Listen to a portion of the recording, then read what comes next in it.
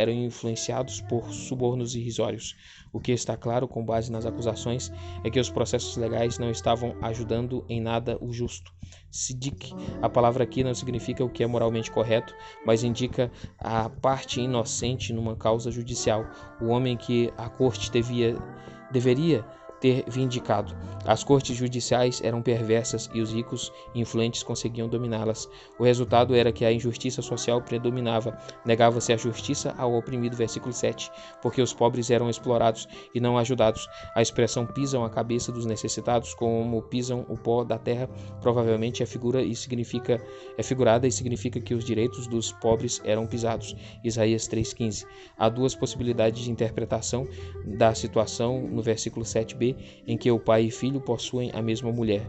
Poderia ser uma referência à prostituição cultual, que era uma prática regular na adoração de cultos de fertilidade no mundo antigo. Está claro, com base em outros escritos proféticos, que Israel havia adorado a prática junto com outros aspectos da religião cananeia local. Por outro lado, alguns sugerem que a mulher era uma escrava que era usada como concubina tanto pelo pai quanto pelo filho, o que era expressamente proibido em Êxodos 21:8, Deuteronômio 22:30. O destaque que se dá ao pai e ao filho ressalta a promiscuidade ligada a essa situação. No entanto, em vista da relação dessas afirmações com o versículo 8, que está claramente num contexto cultural, e de fato de que o verbo traduzido por possuem não é o verbo comumente usado para se referir às relações sexuais, parece preferível considerar acusações em associação com a prática da prostituição cultural na terra de Israel, por meio da qual os israelitas profanam o meu santo nome. O versículo 8 continua a destacar o fato de que a religião de Israel havia se divorciado totalmente da moralidade e de qualquer ideia de comportamento ético prático. Esse divórcio entre religião e moralidade tinha resultado na corrupção geral da sociedade.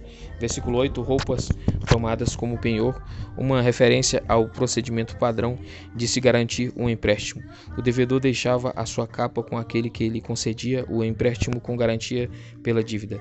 No entanto, Êxodos 22:26 estabelece que essa vestimenta dada em garantia tinha de ser devolvida ao devedor antes do pôr do sol, pois era sua proteção e servia de cobertor à noite. Amós indica assim que essas limitações legais estavam sendo totalmente desconsideradas. A adoração havia se tornado uma desculpa para a indulgência em diversas orgias. O vinho que era bebido era pago com dinheiro vindo de taxas pagas no tribunal, e as capas em que se espreguiçavam eram artigos penhorados, confiscados. Esse tipo de comportamento inevitavelmente teria efeitos sérios sobre a nação. Os pobres estavam sofrendo debaixo do poder dos ricos, que conseguiam usar o tribunal para tirar vantagens dele como ferramenta de exploração. As instituições sociais estavam sendo continuamente violadas e a justiça tinha sido descartada pela veracidade, materialismo e ganância. Os versículos 9 a 12 destacam o fato de que o comportamento de Israel era ainda mais abominável em vista dos atos poderosos que Deus havia realizado pela salvação deles. A ordem dos tópicos talvez surpreenda, pois a conquista, versículo 9, vem antes da referência ao êxodo e à peregrinação no deserto, versículo 10. Essa ordem comum tem a sua própria lógica. Ela ressalta que a existência de Israel na terra dos amorreus é resultado da obra de Javé, JL+. O foco da atenção está no imenso poder de Deus e aponta para o contraste gritante entre os atos de bondade de Javé para com o povo e a pecaminosidade com a qual, de forma tão vergonhosa, eles têm retribuído a bondade dele. Hemen Shaib, versículo 9, os amorreus, usado com referência aos diversos grupos cananeus e não a tribo específica com esse nome. Uma série de grupos tribais, originariamente de Canaã, eram descritos como de estatura e força gigantescas, daí a referência a cedro e carvalho, Números 13, 22, 33, Deuteronômios 2, 10 e 20. É importante ressaltar que os amorreus foram distinguidos como estando entre os piores ofensores em relação às práticas religiosas de Canaã. Os diversos cultos de fertilidade são agrupados sob o simples título e maldade dos amorreus, Gênesis 15, 16. E isso leva a uma proeminência ainda maior o fato de Israel ter desprezado Javé e seus caminhos, visto que agora estavam deslizando para as práticas ímpias das mesmas nações que o poder de Javé tinha expulso de diante deles. A ação de Javé, no entanto, não estava limitada ao êxodo e à conquista, mas continuou entre o seu povo. Foi vista no preparo e chamado de profetas e nazireus consagrados, cuja obra é uma manifestação contínua do poder e da presença de Deus. Israel, no entanto, havia ignorado a presença de Deus entre eles e zombado dos servos dele. O nazireu, asceta, havia sido forçado a quebrar os seus votos e a beber vinho. Número 6:1-3.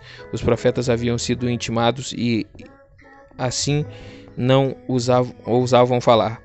Deus não havia deixado seu povo sem testemunhas de sua obra e de sua palavra, mas Israel havia rejeitado Deus, rejeitado as ideias dele entre os nazireus e suprimido a verdade dos profetas.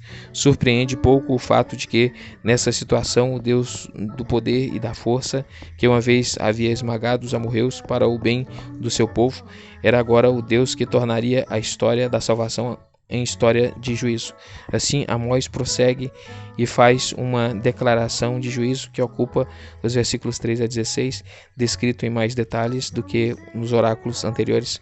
O justo juízo divino iria vindicar Deus e a sua justiça, e ao fazer isso, a nação seria esmagada como feixes de trigo na eira de malhar cereais. O texto do versículo 3 é difícil, visto que o verbo ocorre só aqui no Antigo Testamento e é de significado incerto. A RSV sugere que o efeito sobre a nação é como se ela fosse esmagada debaixo da pesada carroça carregada de trigo, mas isso está baseado num aramaísmo que seria improvável na época de Amós. Por outro lado, o verbo pode significar retalhar, e a ideia então seria que a nação seria cortada assim como a carroça de malhar retalhava a palha melhor do que trigo na eira. Seja qual for o significado dado ao verbo, está claro que o efeito final da ação de Deus seria catastrófico para a nação. O poderio militar ostentado por Israel não valeria nada no dia da revelação da ira e do castigo de Deus. Ninguém escaparia, não importaria quão ágeis eles fossem, quão valentes ou fortes.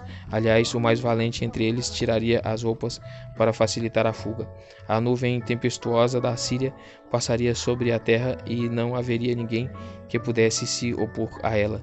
3. A terra corrupta, 3:1-6:14. Essa